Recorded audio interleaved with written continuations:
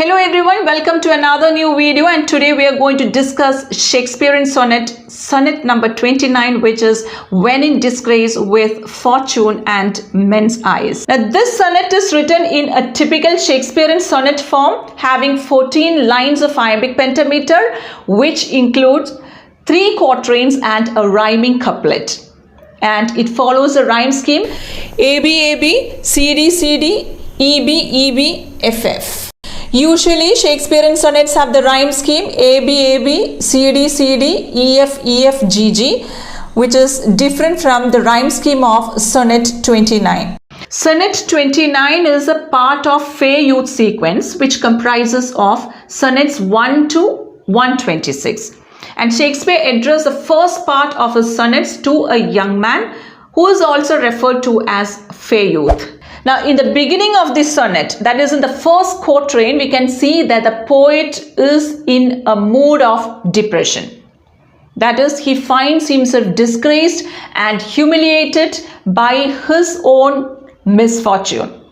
Hence, he bemoans his current status as an outcast, and that makes him feel very lonely and dejected and worthless. So here the poet emphasizes on his miserable plight, how everyone ignores him when he cries out for help. Even God neglected him. His prayers are unheard. So he feels sorry for himself. He curses the circumstances that brought him to this point. So in a way, we can sense his loneliness and sense of abandonment. In the second quatrain, we can find that the poet yearns to be someone with more hope in his life. And he wishes he was prosperous and popular and handsome, and he craves to possess what others own or whatever he lacks. So here the poet confesses how envious he is about other persons or other people's possessions and accomplishments and success. So he also says that he wants another man's skills and talents and someone else's opportunities.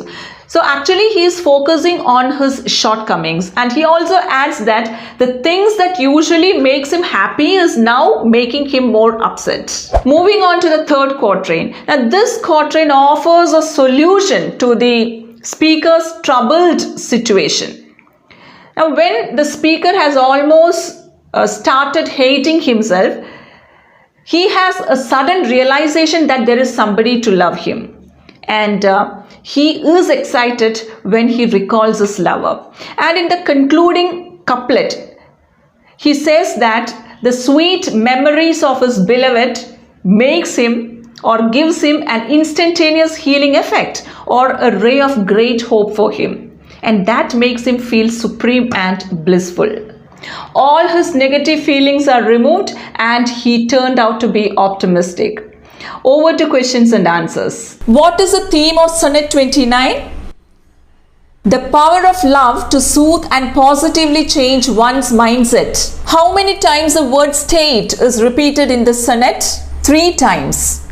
The word appears with different meanings such as situation, emotional state, and nation. And the 3 lines are: I all alone beweep my outcast state, haply I think on thee, and then my state, and that then I scorn to change my state with kings.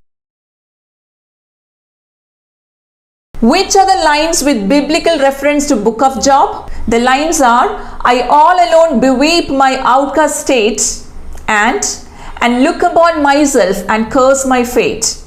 A reference to Job of the Old Testament in the Bible, who was cast out onto a dung heap, and he called to God who didn't listen. The poet finds himself in the same situation.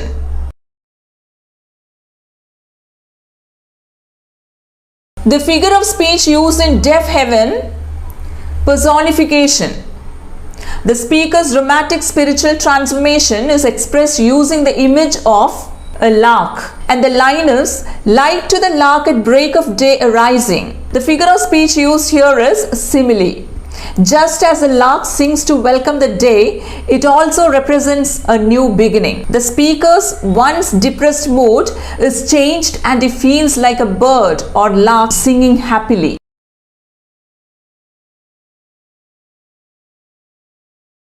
The dramatic shift, that is volta or turn, occurs in which line of sonnet 29? Line 9. The turn comes at line 9. That is a sudden change in tone. Here, the speaker, who was in a state of depression, loneliness and dejection, suddenly has a realization that he has someone to love and makes him happy. And this realization takes place at line 9.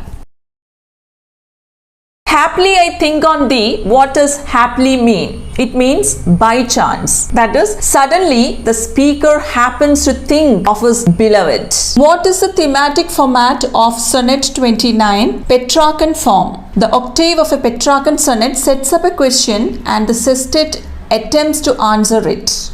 Likewise, in sonnet 29, the speaker encounters a problem in the first 8 lines, that is in the octave, and a solution is offered in the sestet or the last 6 lines.